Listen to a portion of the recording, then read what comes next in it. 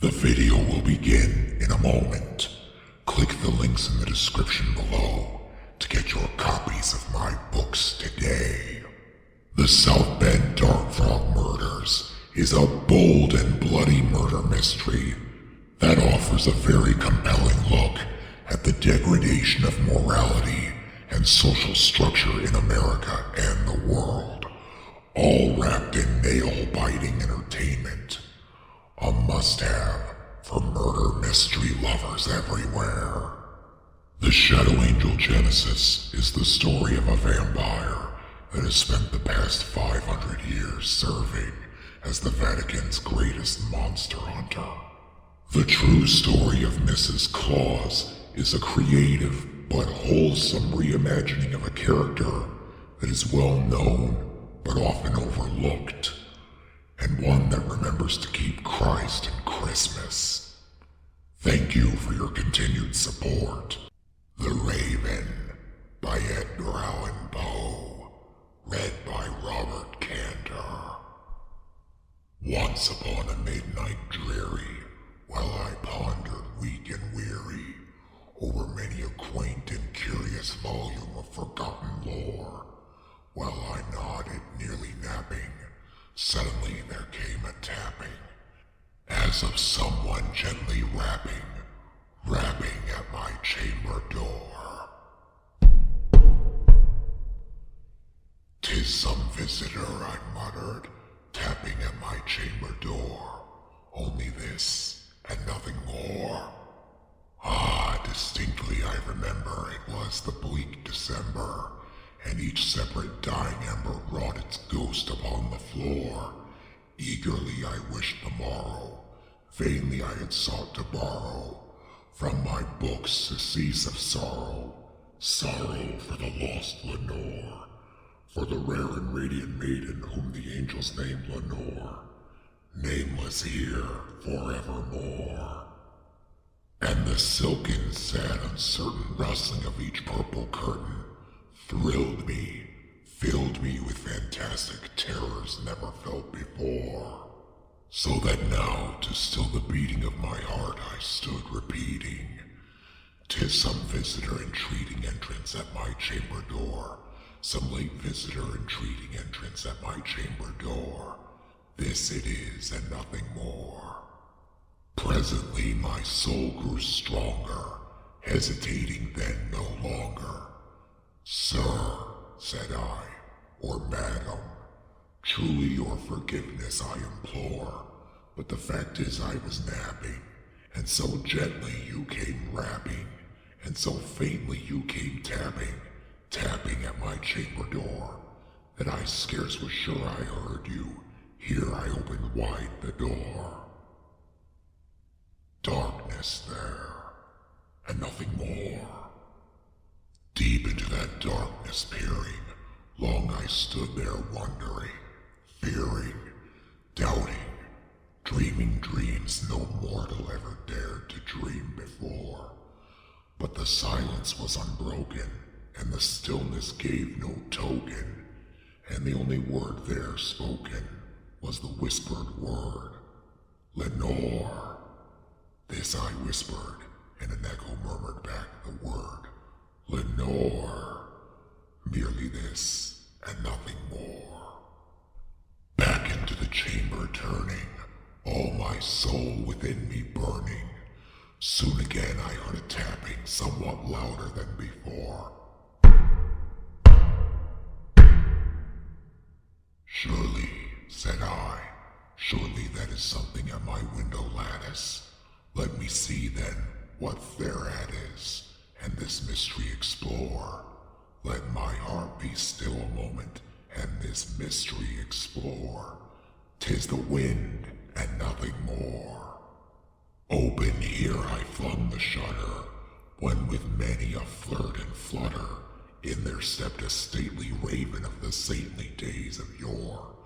Not the least obeisance made he, not a minute stopped or stayed he, but with mien of lord or lady perched above my chamber door, perched upon a bust of Pallas just above my chamber door, perched and sat and nothing more.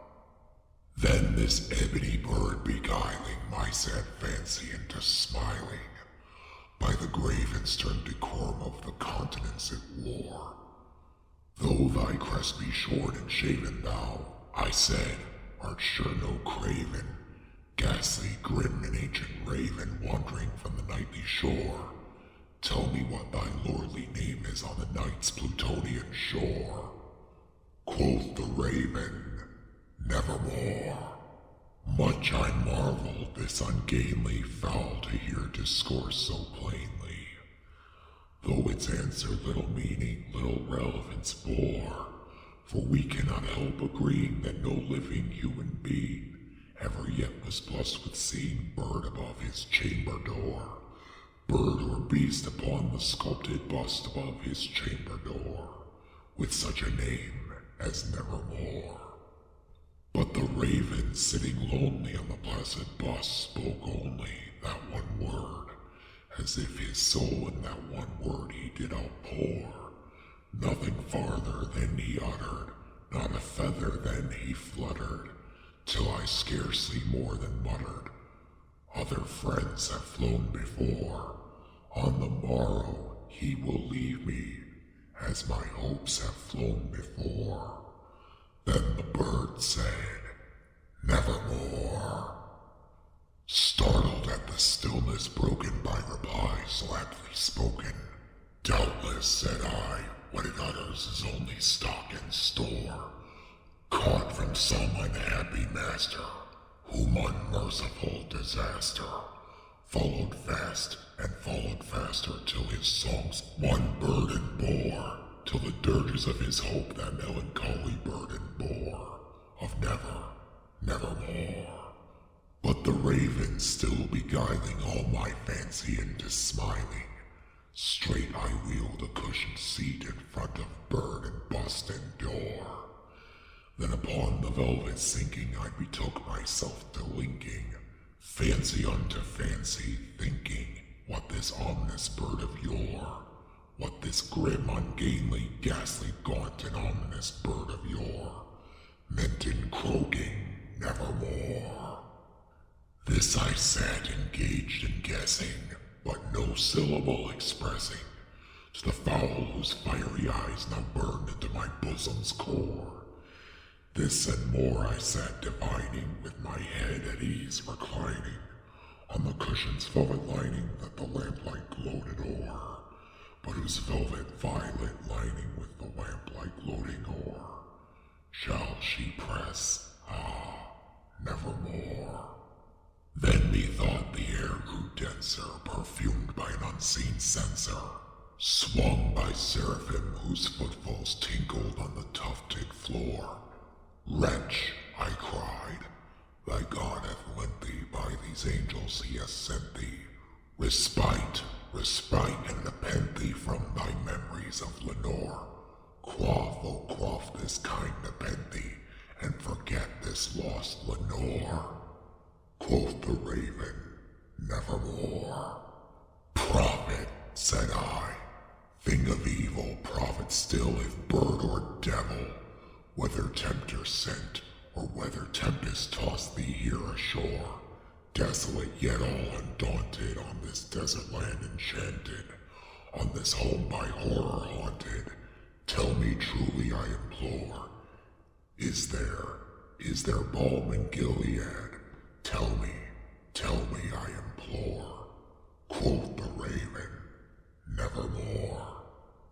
Prophet, said I, thing of evil, prophet still, if bird or devil, by that heaven that bends above us, by that God we both adore, tell this soul with sorrow laden, if within the distant Eden it shall clasp a sated maiden whom the angels name Lenore, clasp a rare and radiant maiden whom the angels name Lenore.